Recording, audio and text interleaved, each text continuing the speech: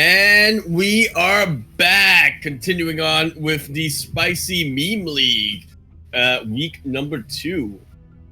Had a little bit of a hand of God run over the power, but we're here, we're back in. Had a couple of difficulties, but we have overcame them.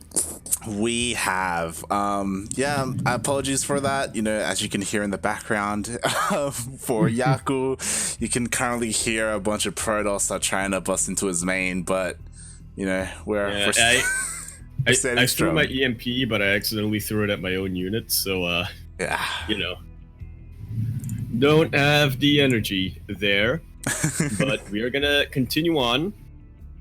We, just as a quick little recap, we have just seen Justice Simon take game number 1 against Wild Game, which puts a point into BearMe. We're now going to be playing off the other 4 maps here. Yeah, as we can see, next up we do have Future versus Rengen, and then we have a lovely 2v2 on Arctic Gate, followed by Patty Mac versus Foxer and Prototype versus Vindicta. I did see Foxer in the chat earlier. Hopefully he's still here. You know, hopefully, you know, we're back. Everything's fine. We're here for you, Foxer. Yeah. As we will continue this best of 5 series. Get right in on it then. Yeah, bearing in mind that this is Pro League format, but all 5 matches are played regardless of score. So even if it is a 3-0, we will still see Foxer play. That we will. Well, even if it's a 5-0 is the thing, because we are in the early stages of the group stage. So seeding is very, very, very important. Mm-hmm. That it is. Gone. Yep. I was just checking to see if my mic picked that up in the background, but it seems that it didn't.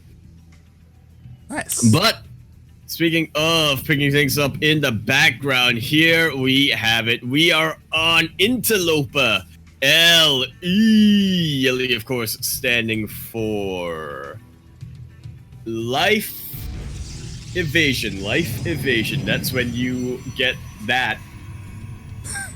In the bottom right-hand corner of the map, starting in the bottom right-hand corner of the map, it is going to be a red Protoss coming here for Team BearMe, but supposedly representing the Oakland Raiders. No, that's actually the MSOE Raiders.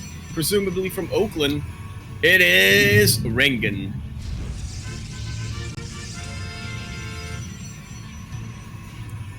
And yep. It's better if you do it, because sporting in the top left-hand corner of Interloper LE. It's been so long since we've seen this map. We have the Blue Terran representing team as I tab out 6'4", 6,400. It is Future. Now going under the name of Social, funnily enough. Yeah, is that a commentary of some sort, or is that just what he named himself? The future is social, guys. The future is social. Yeah, and we'll see if those if that storm in the background is you know, foreshadowing what we're what we're gonna see.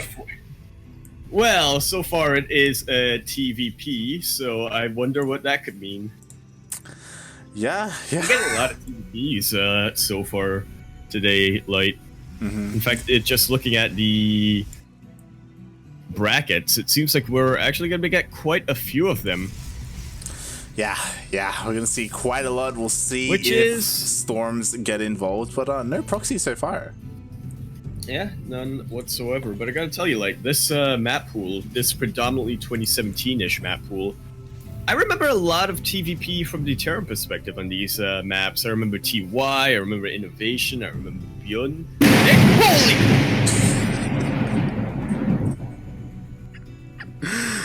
Oh god, you mentioned his name and the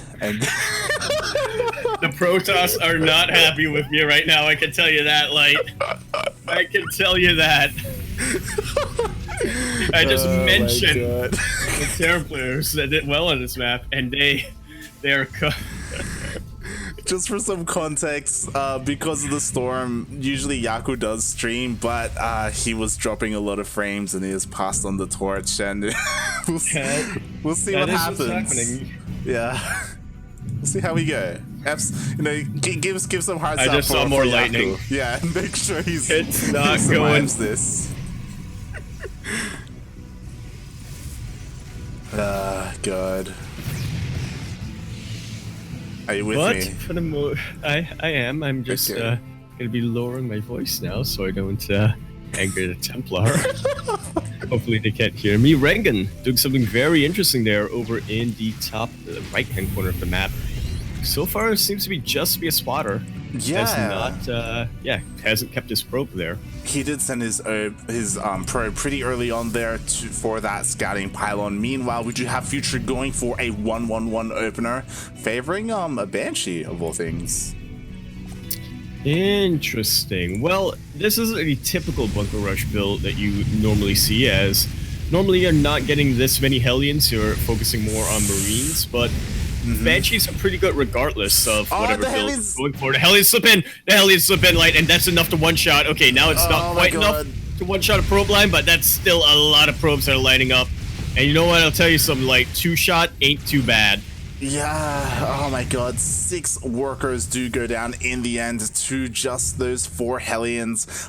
They were kind of chipping away at the wall, they found an opening, and then they just dove in and went for it. And, you know, already some nice damage. We'll see if much more will be done with that Banshee, as we do have an observer being built here at the Robo. Yep, that's definitely going to be very useful here. Definitely what you want. I just saw more lightning, so I'm going to mute myself real quick. Nice, as Yaku tries to time his mutes so the lightning doesn't affect his cast. As the observer is out, a couple of workers do go down, but it looks like Rengen should be able to deal with this Banshee. Nicely done there, but does lose 4 workers. Yeah, 4 more in addition.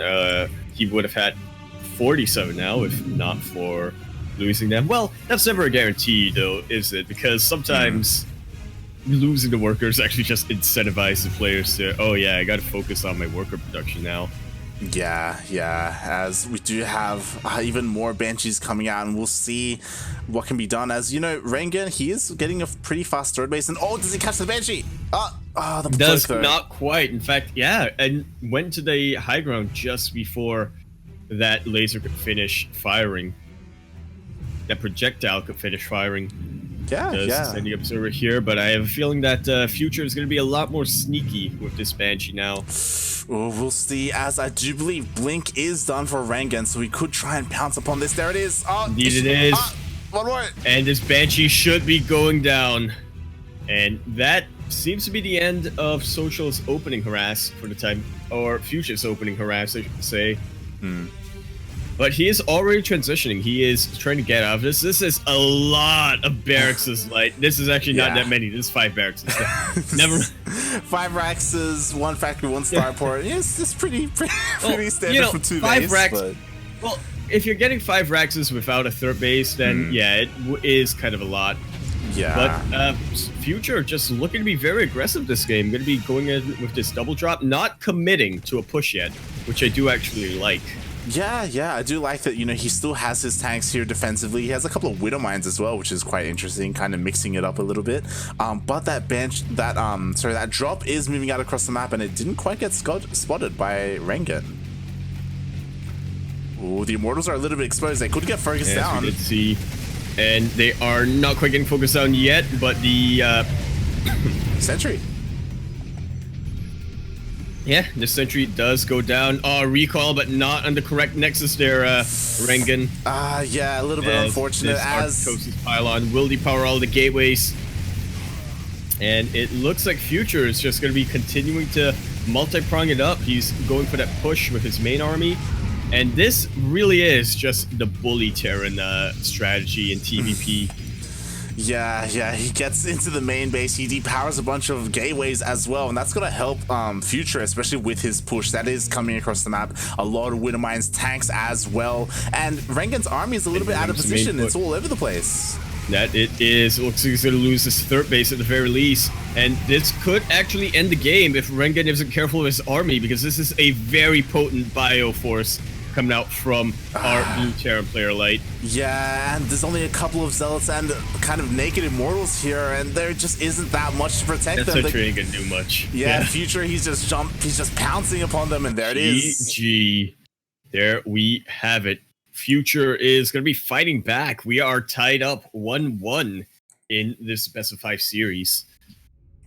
Yeah, it was kind of unfortunate because Rengen, he was kind of ramping up for a more later game. Like, he was up 20 workers to Future. You know, he had his third base up and running. He had kind of saturated everything, and he just didn't have enough. And, like, to be fair, he may have if... what was that, 4 gateways got depowered? Like the majority of his production got depowered. Huge. Absolutely. And yeah, I'm also a little bit surprised that Rengen didn't go for any AoE there, but it did look like Rengen was going for a very economic build. You know, these types of builds in PvT, you're generally delaying your mid-game tech, your High Templar or your Colossus, until after you've secured that third base. And yeah, Future kind of went for a build that is really potent against, not a direct counter, I should say, but definitely something that's very, very potent against these types of strategies in PvT.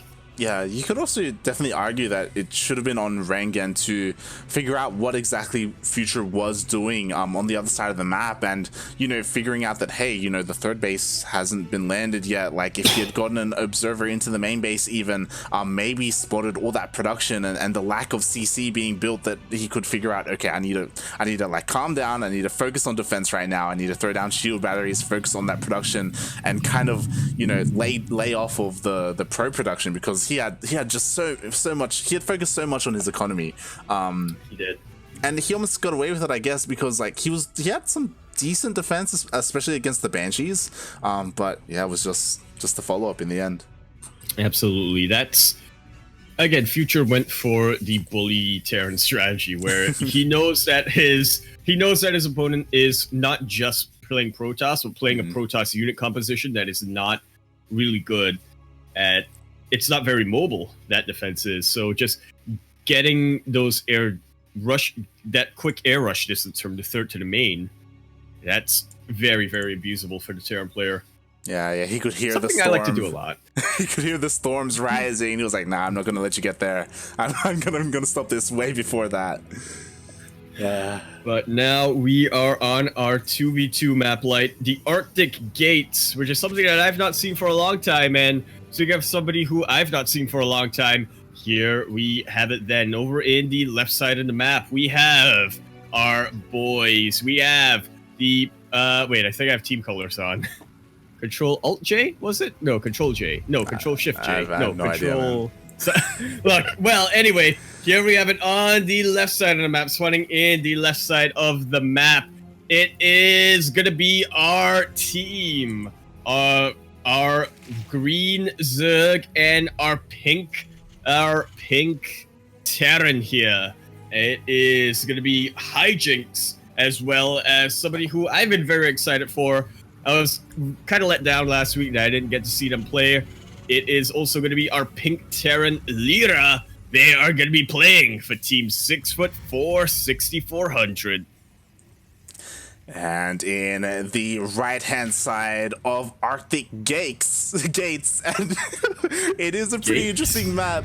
We will get into it. We have the Zerg player Panda BearMe alongside his teammates. We also recognize him from NA Contender, the Canadian Protoss Lightning, for Team BearMe. Yeah, we have the captain himself, and he knows how to pick his teammates here. Kind of BearMe does. Yeah. Thanking Sugar there. Shout out to Sugar, by the way. He is the admin and the reason for this map pool. So he is. If you want to blame anyone, I appreciate him. Yeah, at Sugar on Twitter. You know, just. Did we play 2v2s I think we did. We've played this map before, haven't we, together? We have. Yes, I remember this map. It was actually early on when I really started laddering seriously. We played a 2v2 on this map where our opponents, I think they were double Zerg. They just went mass muta. We countered with Infestor Liberator. That was a very, very fun time. So this map is weird in the sense that there's like one way.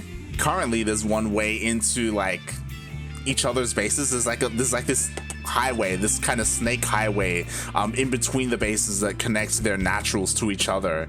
But there are also rocks behind each of their main bases, which can be broken to also expand and get like perhaps a third base, so kind of a little bit of a more exposed base, I guess. It's closer to your enemy. It's kind of weird. Like this map isn't too big. Golds. Like. Yeah, there are gold bases as well. I don't know if we're gonna get that far. Like this map feels very cramped. Like it does. That's a good way of describing it. Yeah, the 2 air distance is like a base away. It really is. The land though is just really coiled. It's like when you have a foot-long rope, or I guess. Well, you know what? This is a spicy league. I'll use Imperial units. You have like a foot-long rope, but a 4-inch space, so you just have to coil it up. Yep, exactly. Ladies. But yeah, we do have so far Panda BearMe. He's sending out quite a lot of links actually, I guess to scout out and see what is happening, as we do have Hijinks already getting 3 bases up and running and getting +1 range. But this is so far only going to be a scout. Panda BearMe. I don't think has seen the 3rd base yet. He actually has, but is not going for it. Yeah. Instead, he's prioritizing scouting. Did end up getting a full scout of all the bases just to see what kind of production was going down. Did spot the 1/1/1 opener from Leader, as we are seeing a War Prism now come out from Lightning, moving out across the map. As we did mention, the shorter air distance, but there is a Cyclone here by Lyra. He could catch it. Yeah, Lyra is well aware of the short air rush distance, but has not really secured his natural base. Yeah. It does seem like, you know, there is enough here to defend and does hold that. Meanwhile, there are Lings rushing into the 3rd base of Panda BearMe, but they do get cleaned up as well. So far, both players kind of just checking each other, kind of testing the waters to see what each other has, and yeah, it looks like we may get into a longer game as things start to ramp up. It looks like we're not getting those normal 2v2 shenanigans. I say that just as I look at the production tab and look at Warp Prism Speed and Disruptors. Here we go, Lightning. This is why you're the NA Contender Champion. Oh boy, yeah, we already have the Warp Prism here. First Disruptor is done. Warp Prism Speed on the way, and I don't even know if Warp Prism Speed is necessary, especially on a map like this small. So we'll see how much damage is going to be done, as there still are a couple of Cyclones here for defense for Leader, but I don't know. we'll see what happens. Disruptor is about to get a lot of free ground. Isn't quite aware of the roaches yet, so that could be the downfall of Team BearMe here. But we shall. There's a world of possibilities at these players' fingertips right now. We're just waiting to see how they utilize it. Yeah, and Panda BearMe is actually going for the gold base of all things. Nice, but it does look like the Liberator did spot it. So, you know, team 6 foot 4 inches could do something about that at some point. That is, well, so far they're not really looking to take advantage of that. This Liberator is just going to be sieging up, trying to see what damage it can get done. Deciding not a lot. Yeah, unfortunately didn't even get a single drone kill. Meanwhile, it does look like Panda BearMe and Lightning, they've opened up their rocks as well. Here comes the Disruptor! Okay, not getting too much there. Where is it? I can't see it on the minimap. Bottom left. Bottom left, okay, there we go. How many? Okay, all right. Because working kills aren't popping up either. Not that much is the answer to your question. Only, actually, 6 drones have gone down so far in total this game. Okay. Some of those could have been to Lings earlier, but it does seem like the War Prism is trying to find a way into the main base. Oh, Let's try to get these roaches over in the middle of the map. Okay, good split coming out from Hijinks. yeah, solid splits there. But does have to be careful since the army of Panda Bear Me is here as well, and the Lings are going to trap them. Oh, God.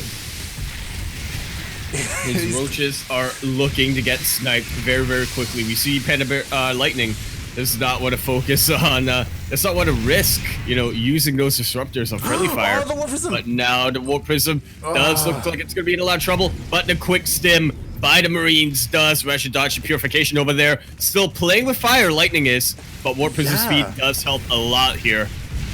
Roaches come in and catch a single tank that's on siege. Oh, this disruptor. Those are 4 tanks. You do not want to risk that, losing that disruptor immediately to that. Yeah, has to be so careful here. Lightning trying to find like an angle to pounce on this army and get a juicy connection. It looks like the disruptor is going for it. The tanks are unsieged. Oh my, there's no medevacs. This could be so deadly. The Cyclone focusing on the wrong thing, and so many Marines do go down. This choke point is ripe for the corrosive vials, and I think Team BearMe Light is just gonna get such a foothold here that you're gonna have all the momentum they need. But Hijinks is fighting back. Yeah, Hijinks the medevacs really of Lyra really helping out a lot. Yeah, nice teamwork there. The medevacs do heal up the Roach Ravager, and Hijinks holds strong against the Roach Ravager of Panda Bear Me. Yeah, meanwhile going to be getting a gold base of his own, Hijinks will. Ooh. And Nira looking to expand towards that direction as well. Yeah, we do have them now taking their 4th bases. Jesus Christ. Meanwhile, Panda Bear Me, they're still clashing here in the middle of the map. Big drop coming in. Oh, big drop coming into the main base. Drop. Yeah, there's not really much here. All right, well, you got to siege, Lyra. You got to siege. Lira. Yes, Lyra gets the siege up. Nice. Meanwhile, the 2 Roach Ravager armies are clashing here in the middle of the map. Meanwhile, Lightning is trying to go back and defend the bases with his Colossus. He's kind of being Almost a little bit indecisive. Yeah, they're just not doing much here. Nice feedbacks. Nice feedbacks and some nice stalker pickoffs here with on top of the medevacs. But now look at the supply light. Panda Bear Me already maxed out. Jesus. Lightning not too far behind. Hijinks, that's 155 supply, ain't bad, but considering your opponents are already there, this is looking very dangerous for our 6'4" players. Yeah, the armies are here outside of the 3rd bases. There is a Nidus popping up into the north of the map, but will that even come into play as the army is pushing through? And there's just so much here. Are we gonna get a Pro versus Seether game, Light? This is looking like it could be. Base races are coming in. Panda Bear Me is gonna have to give up on his gold base here. Yeah, he does give up on the gold base. The Roaches are coming back to defend, but is it too late? The Roach Ravagers is trying to land. They're coming out. They're coming out of the Nidus. That's a prime area for AoE to happen. The storms do land, and I think Team BearMe has just gotten too much momentum here. Lyra down into only 56 supply. Hijinks barely twice that amount. Panda Bear Me and Lightning almost looking maxed out here. GG is called by Hijinks and Lyra, and it looks like Panda Bear Me is gonna be up here in the series 2-1. Yeah, there was a lot happening in that game.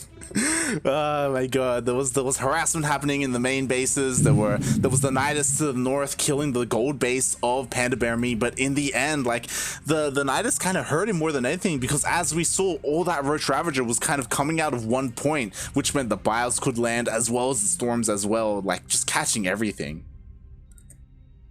That was a very messy game. I suppose that's what happens when you have some of the top players on both teams to play the 2v2 on such a cramped map. Yeah. 6'4" is correct, because that looked like 6 feet being crammed into 4 inches.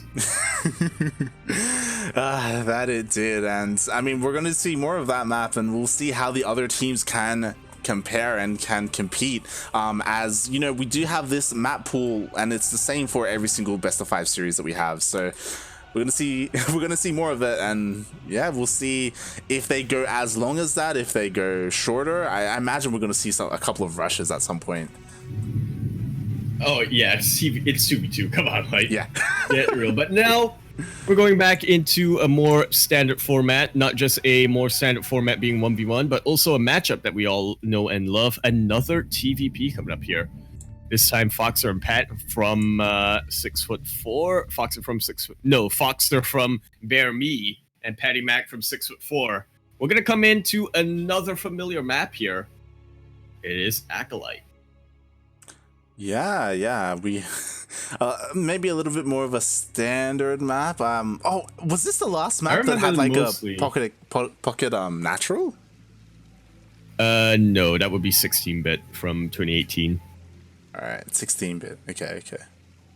But yeah, it's actually going. That's something that has been going the way of the dodo. And speaking of dodos, here we have it over in the top right-hand corner of the map, spawning in the top right-hand corner of Acolyte LE. LE, of course, standing for long expansion. Long expansion. That's Warlords of Draenor. Felt like it's such a long expansion. And here it is, spawning in the top right-hand corner of the map. In the top right-hand corner of the map are Red Protoss coming in, playing for Team 6'4", but from the RNG Pro team. He is repping Neep here, as all American Protoss players try to. It is Patty Mac.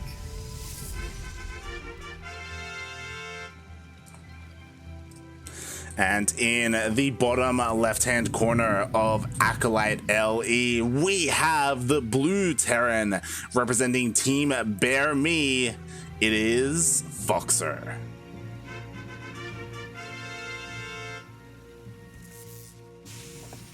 Not to be confused with Marine King. Not to be confused with the other. Oh my, what? Whoa, that is a nexus that's coming up here. Like, that's a Patty Mac being very cheeky here. I think I actually do recall this sometimes happening when mass recall was a thing. This isn't just cheeky. This is blatant. This is ballsy if I've ever seen one. He just threw it in the face of Foxer. Didn't even try to hide it. And it does get canceled. He throws it out again. And he throws out another one. What is going on here, Patty Mac? What? Why? What? Is it just to delay mining time? Is it just to pull workers off the mineral line? I feel like there are so many more efficient ways that you can do that. I mean, it's not even gonna finish. No, it will not. But a quick cancel at the last second there. Patty Mac, I think, just trying to dunk on his opponent, but Foxer is not going to be taking that down standing. He'll be trying to prevent some bases here with some quick little NG blocks. Yeah, like, I don't, if Patty Mac was, his only purpose was to delay mining time, then Foxer is doing the same thing, delaying the natural heal from being taken. Patty Mac forced to throw it down here on the low ground, not in the pocket, not in a safer location. What? Absolutely, and I think that is absolutely key for Foxer right here. He wants to go in with that push and do some damage instead of just letting Patty Mac comfortably macro up. Yeah, and again, I question the logic behind Patty Mac's decision, but I mean, we'll see how things turn out as the Reaper on the other side of the map does get picked off by the two Adepts. Yep, nicely done from a Red Protoss player. And now all the crazes are gone. The NG Bay is gone. Everything is... We're coming into a very, very standard game, which is about what I expected here on this map. I don't know how standard we're going to be, and we'll see if any of the early game comes into play. I'm still kind of trying to come to grasp with it, as these two Adepts are pushing out across the map, but again, like, there's no natural here for them to harass. Like, there's a full wall off. Foxer should be completely fine, and yeah, especially if you're a newer player, then you may not be familiar with like how maps used to be like earlier on. We haven't had, as you mentioned, we haven't had a map like this since 16-bit. Absolutely. I'm just trying to jog my memories to see, maybe I'm wrong. Maybe there was a map in 2019 that did have a pocket, but I'm running up short. Yeah, it's kind of been a while. It's very much so been out of fashion. But I mean, maybe we'll see it again one day. We do have like island bases of all things coming back, so yeah, which I personally am a fan of. I think Negative Zero has been talking a while about how the maps, particularly in 2019, it felt very samey. There wasn't a lot of variety going on. It was very stale, like one map pull into the other, like it didn't really matter. There was a lot of... And it all favored Zerg. it was just very, very similar. There wasn't much innovation happening. As I guess, you know, you could argue that we did have like... he won WHG.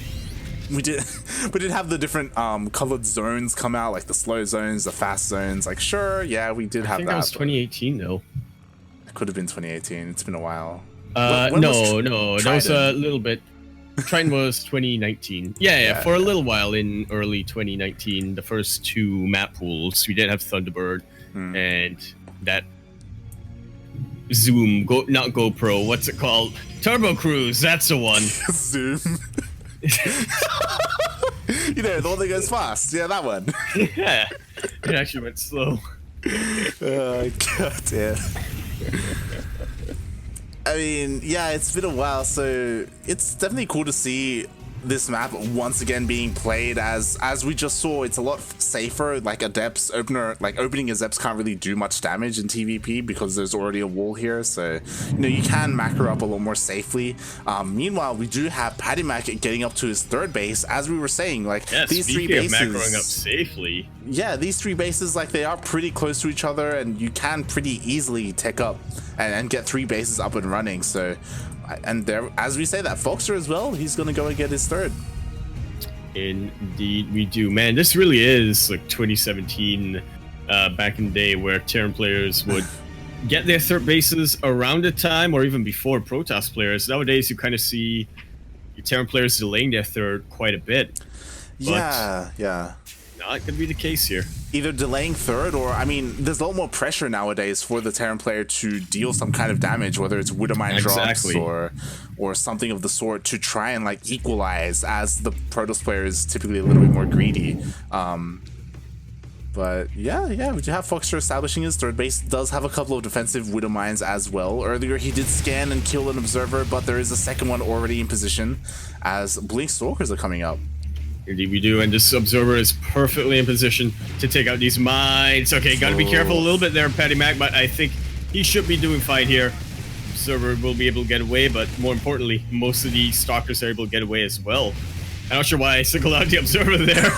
No, the observer! It went down! No! Rip the observer. But with that, Foxer does push PattyMac away and is establishing himself, at least economically. Meanwhile, does scan, spot the main army. Doesn't quite spot the Templar archives though, as here we have it. We were predicting it. God himself was predicting it tonight, and there it is. We are looking at a couple of storms. Gonna be coming in from the side of PattyMac. Well, Foxer just trying to go for that multi-prong harass, which is something that you absolutely want to take advantage of on this map. In fact, I would argue that there might not even be... I would say you cannot just go for a straight push in maps that have pocket expansion slide. I think you do straight up have to try to get some multi-prong going on. Yeah, and like there is definitely some kind of vulnerability there. You can jump into the pocket bases and back and forth as well, but they are also close to each other, so they're easier to defend. Meanwhile, we do have PattyMac here trying to engage Fox's army. This army of PattyMac is not all in position. A mine does manage to go off, but does not manage to kill most of things. But important to note, the Observer, once again, this has not been a good game for Observers, I can tell you that. One after the other, my god. Foxer is on top of this. Yeah. Third or fourth Observer does go down for PattyMac. Meanwhile, again, Foxer on top of his scans, scanning the main army, does spot the High Templar and the Archon, so does know what the army composition that he should be facing. Doesn't spot that a fourth is coming down though. No, he does not. And we're potentially getting into times where the Protoss can look very, very scary. Once the Protoss secures the 4th base, it's almost like fighting Godzilla. So you want to be trying to prevent that as much as you can if you're the Terran player, or at least trying to slow down the mining rate of the Protoss player.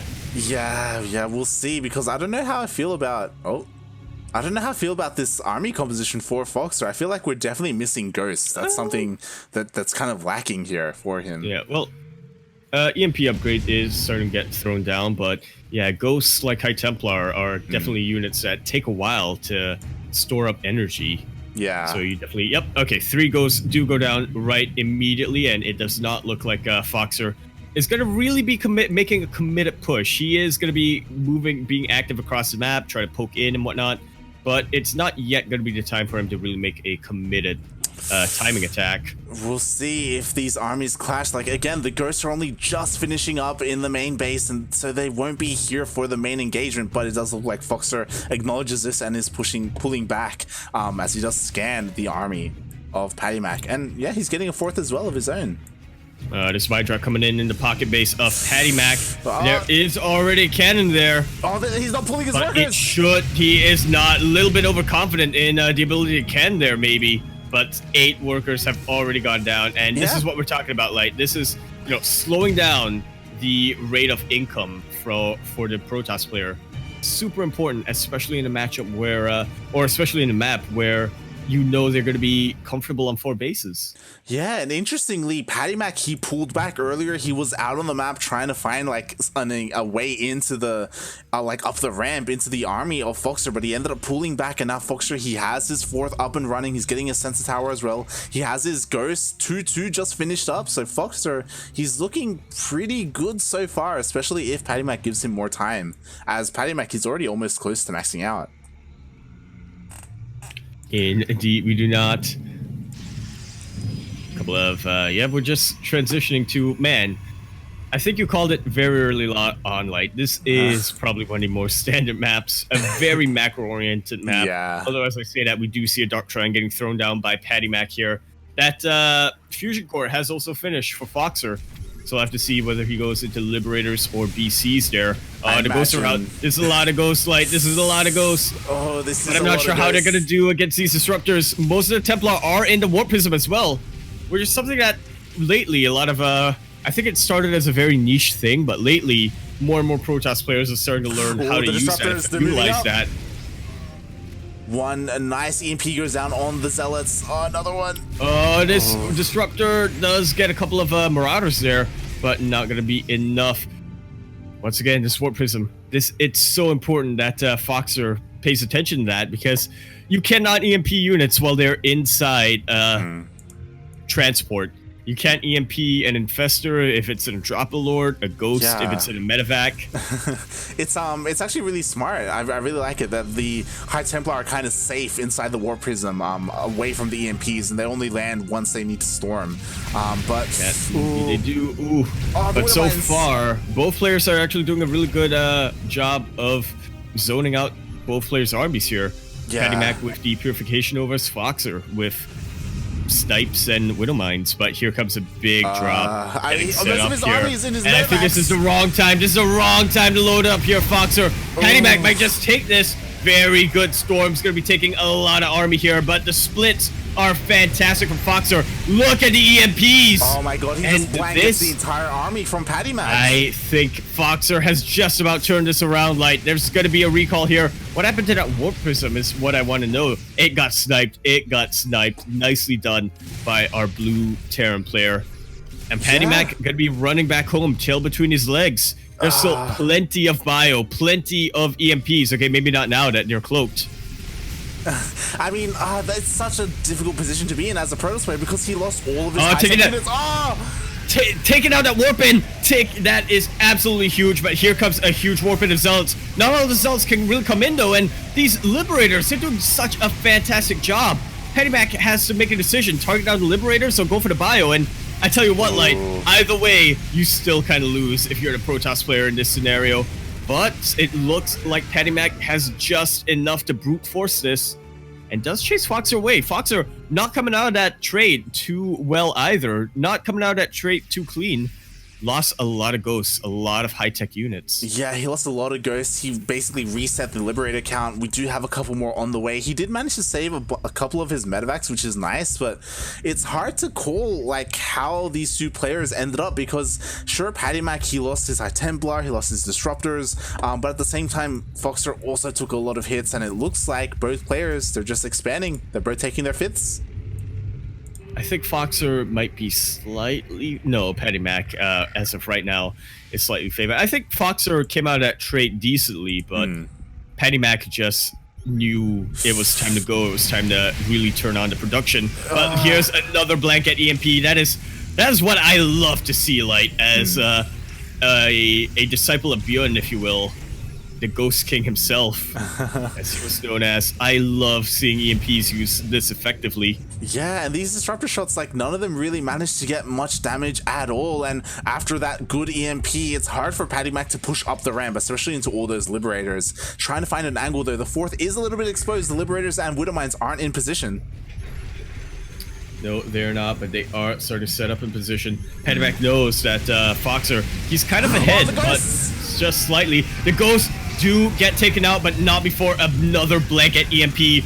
This bio is coming in for the flank. The Disruptors getting sniped before the Purification Novas can do anything. And Foxer has just took such a fantastic trade here, Light. Yeah, again, like, I'm not sure if he can really capitalize on this, but that was... If he could just do this a couple more times. Yeah, a couple more. I don't think he has enough to break PattyMac, but he does force PattyMac all the way back home. Has to be careful though. The Purification Nova. Purification Nova.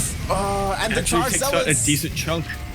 Yeah, the Purification Nova actually takes out a decent chunk of the bio.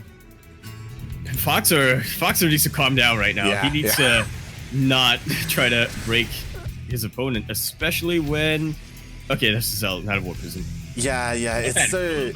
Yeah, it's so difficult after Foxer. He's won 2 engagements so far, but like by the time you push out across the map, because of the rush distance, the Protoss player has been able to warp in at home defensively and has enough to hold. So we do have kind of this back and forth going on. I don't know how I feel about that last engagement though, because Foxer, he did basically lose all of his ghosts, so now he has to remake them from scratch. Only has 3 so far, so he has to buy a little bit more time to get a couple more. 5 in production at the same time. Jesus Christ. Jesus Cristo is the name of the game right now. Man, PattyMac is just trying to break Foxer here at his 5th base, and I don't blame him. This is a very fresh base. You do not want your opponent to... If you're going to be taking out a base, you may as well take out the freshest one, but Foxer is well aware of this. As I say DTs that, there is also DTs. Yeah, DTs in the main base, but good EMPs and good snipes and good Widowmine connections coming out here for Foxer.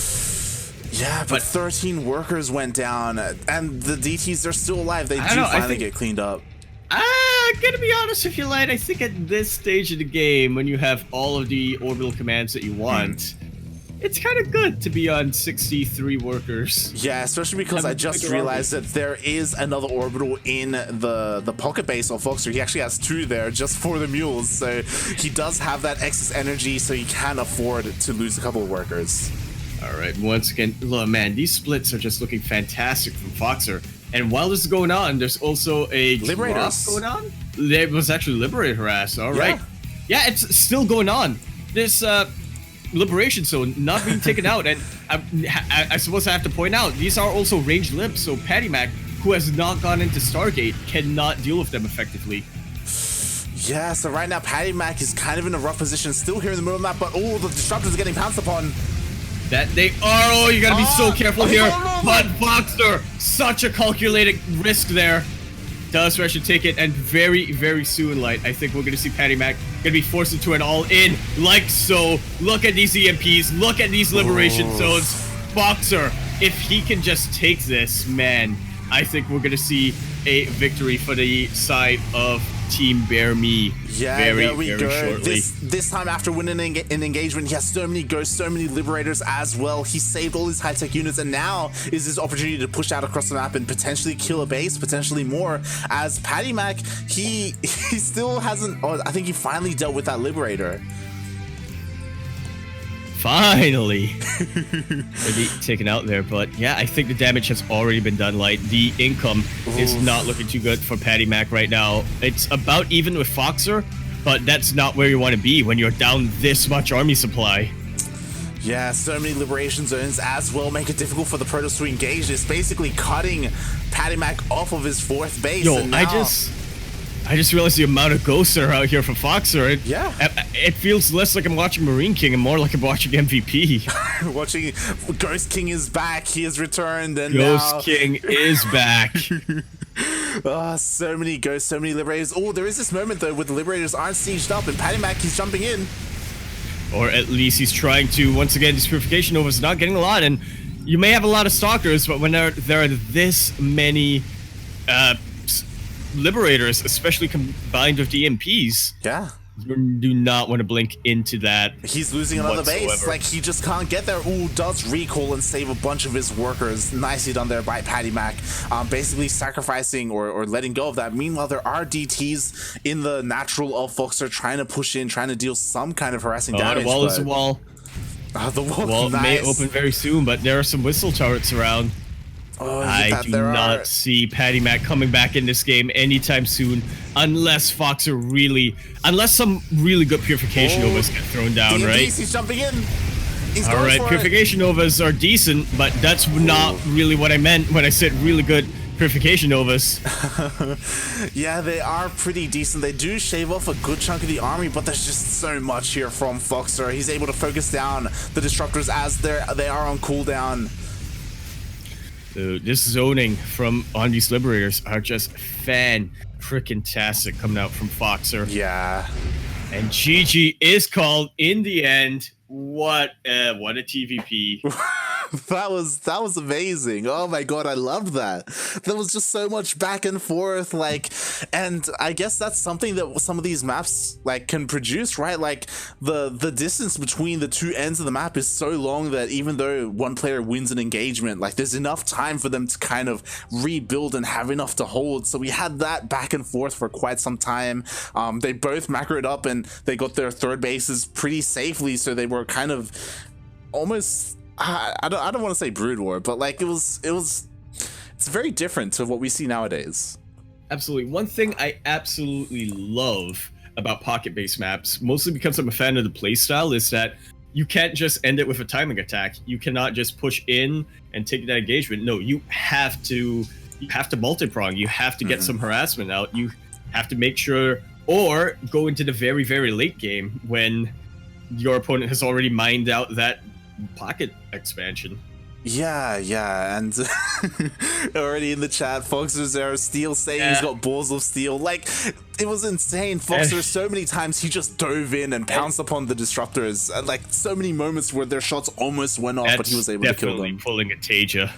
For those of you who watched last night's GSL, you know what I'm talking about. It's definitely pulling the Taja. And I'm actually catching up on chat right now. First off, hey, how we doing, get rid Gunner guy? But second off, Foxer actually confirming with Steel, he got medevac boost upgrade.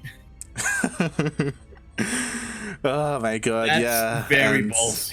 That's not something you see every day. Yeah, and I did notice that +3 armor was quite late. I saw it was in production towards the end of the game as well. So unfortunately did forget that, but at the end of the day, like, armor doesn't matter if you just dodge shots, right? Like, if the Disruptor hits don't hit you, it's exactly. Just split. Yeah, just split. Forehead. I mean, he did, right? He did. All right. Now we are going to be going on to our final map of the this particular series. Team BearMe has already won, but once again, to keep seeding in mind, we are going to have to be playing out every single map. And speaking of every single map, here we have it over here in the top right-hand corner of Defender's Landing. LE, of course, going to be standing for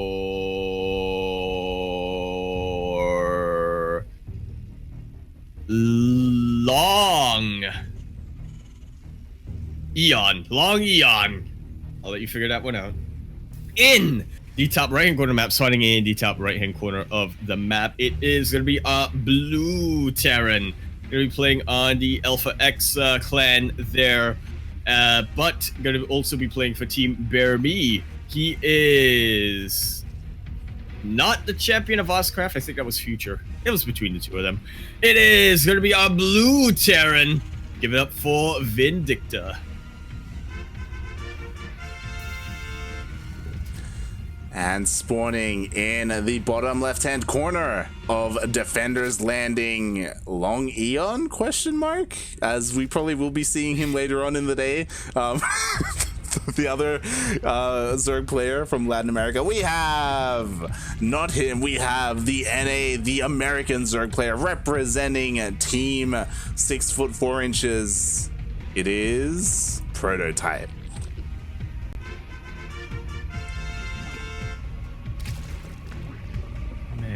What year was this map in? Defender's 2016, Landing. I want to say. Season 1, 2017, maybe? I think this was 2017. I think we played Season this 1, in SDO. 2017. I think we played this in Did SDO. we? Did we? I think so, maybe. Did we? SEO, so. I remember we had Odyssey and Abyssal Reef and Acolyte. Yeah. I think this was after Acolyte and Abyssal Reef, wasn't it? I don't think so. I think it was maybe. This map is ancient. One thing that's very interesting about this map, I can tell you, there are 2 openings into your expansion. Or into your natural base, I should say, rather. Yeah, there is one to the right and one to the north. The north one, you can close that off with a tower that you can break down. We actually, speaking of not seeing things for a while, we actually don't have that in more recent years, or more recent ladder map pools. Towers that actually fall down. Yeah, that is something that last week we were playing on Dreamcatcher. I realized that's something that I kind of miss. That's, you know, being able to manipulate the landscape for your own benefit. Yeah, nowadays we just see rocks that have already fallen and we just have to open them up to open up more pathways. But yeah, these like they are good like defensively to stop harassment or run-bys, things of that nature. Or you could also use them offensively, like if your opponent's attacking and you want to cut off a section of the map as well. Oh, if you can get a stasis ward on top of one of them and then you're able to kill the rocks and let it fall. I don't know what would happen. I have no idea. They would die. Even if they were in stasis ward, they would just cease to exist.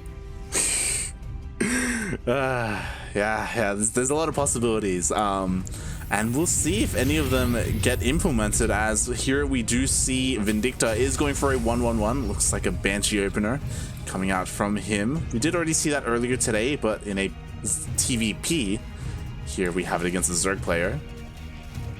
Yeah, always very versatile, these openings from Terran players. We do see Prototype does not want to get two-pronged, as we do see that very quick closing. Yeah. And it's kind of a double-edged sword, where if you break it down, then it also means that tanks can safely siege up behind it and be used later on for a tank push. So there's a lot that goes into this. Just get Broodlords for it. Yeah, just get Broodlords. But yeah, so far Vindicta trading quite nicely with his 2 Hellions and Reaper. Indeed he is. Vindicta, meanwhile, not somebody to do things the easy way. That's a wall. Yeah, that's a wall. Hopefully that's not very amusing to see, I gotta say. Wait, if the rocks fall, are they going to destroy the supply depots? I don't actually know. I think they will. Yeah, I think they have to. Yeah. So a little bit precarious situation there. We'll see. Prototype takes advantage of that and like somehow supply blocks him by killing the tower. Does have to be a little bit careful. That indeed he does. Speaking of being careful, Vindicta going for a very aggressive Hellion Banshee kind of build. This is kind of a multi-prong, but also kind of not. You can use it to just push in with the Hellions, but this is definitely an opening that you're going to get damage done in. How much damage? That's definitely dependent on the player. Oh, and these things, they get into the damage. natural of Vindicta, and there's nothing here to defend. The Hellions are out in the map, so they aren't quite here, and it looks like a couple of workers will go down, forcing the SCVs to be pulled from the middle line as well. Yeah, that is definitely not ideal if you are a Terran player. You were talking about double-edged swords, and this is definitely one of them if you choose to wall off with supply depots in your front. Yeah, that means they're not there Southern for the front. other, right? Like, yeah. South entrance? That's a term. Question mark? Yeah, southern entrance, northern exit. Yeah. We'll figure it out. The terminology is not quite there yet. Prototype, as we see, being a very, very greedy Zerg player right now. Already getting his 4th base, which I think is a little bit ambitious. Here we finally have the Banshees out on the map trying to deal some harassing damage. They don't have a lot of energy. They do not have a lot of energy light. They do get a cancel though, which is quite nice, and they do get away a little bit battered and bruised though. He has to be careful there. Meanwhile, Vindicta, he's actually taking this forward base as his 3rd. Huh. Okay. Alrighty then. Man, it's an interesting position, but I suppose it's also potentially easier to defend, especially if you really go into tanks a lot. Yeah, it is a very aggressive position. It's a lot closer to the Zerg bases, so he's going to be able to reinforce and apply pressure from this point. Already trying to deny creep here, could even try and go for the 4th base once again with these Marines. Oh yeah, Vindicta is just being very active on the map right now, just sending out these creep clearing forces and seeing what he can get away with. So even though the map is definitely an unorthodox map to say the least, we're definitely just still seeing the bread and butter of these strategies coming out from both players. And here we go. After that initial creep spread, we have a tank push coming out from Vindicta, and already, like, Baneling speed isn't quite done yet. It does. That is good. Oh, you gotta be very careful right now, Vindicta. These are really good splits, but they still are on creep. That being said, Prototype, if you just look at the supply, has lost so many Banelings. He's been way too greedy this game, and I think there's just something about Panda BearMe or Team BearMe Terran players and punishing greed. I mean, it was also an anti-timing. Baneling speed only just finished. It was after all the Banelings already connected and already went down, so they weren't here for the initial defense. Finally, a couple get morphed. The Hellbats do get taken out, but the tanks and Marines, there's just nothing really here to stop them. This is way too much. Team BearMe, have a feeling they're more of a bit of a convent there, as their Terran players are demonstrating right now how to punish greed very, very clinically. There we go. The Evas are getting taken out. The Baneling nest is in a precarious situation as well. There are a couple of Banelings being morphed to try and clear this up. The reinforcements aren't in position. GG is called, and Vindicta going to be securing that win 4-1 for Team BearMe. Do you have the sound bite? I forgot about it.